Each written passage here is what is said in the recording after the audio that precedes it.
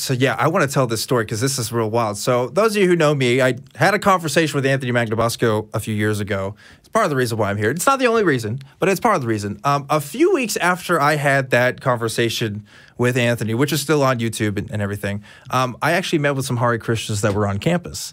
And this was at a time where I was still kind of reflecting off of that conversation and thinking about a lot of things. And, you know, you kind of go through a phase, maybe you experienced this, Matt, I don't know if you did, but like where you're kind of open to anything and you're kind of open to other religions and stuff. And so when these Hare Krishna guys were talking to me, I was like, yeah, sure, I'll go to your meditation session and check out your books. And I did. And I meditated with these dudes, and it was so strange because they had these instruments, and you kind of got put into a trance, and you were in this room with these other people, and you're kind of feeling one with the universe a little bit. But I also, at the same time, I believe I was looking at some of Sam Harris's stuff on like of kind of cognitive kind of distortions that we can have when we're in like trance states and stuff, and how our brain can kind of trick us into, you know, kind of feeling things that aren't really happening in like the physical world. And that was a moment for me where I realized, wow, I'm having a quote unquote spiritual moment, but I'm not like spiritual at all. Like, I don't think that any of this is like real. I think this is all just in my head.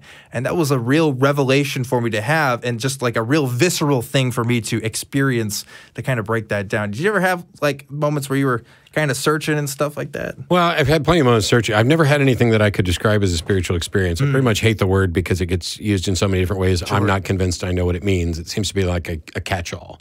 But I've certainly had, you know, when I was a believer, of course, I was convinced that I was experiencing the Holy Spirit, this sense of euphoria and tingling and elation. And the only reason I called it the Holy Spirit is because that's what everybody else around me was calling it. It's not like I had any evidence that this was the connection. Sure. And when I experienced similar things from sex, from drugs, from music, from, you know, looking at great art and things like that, I started to realize this is a function of the brain, and everything that we're talking about is, you know, your feelings, et cetera, are functions of the brain.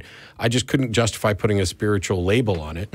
And once I realized that, I never had any, you know, like you're sitting around meditating, you feel a sense of one. I don't have any feeling like that. Now, maybe I haven't done enough meditation or haven't done it right or whatever else.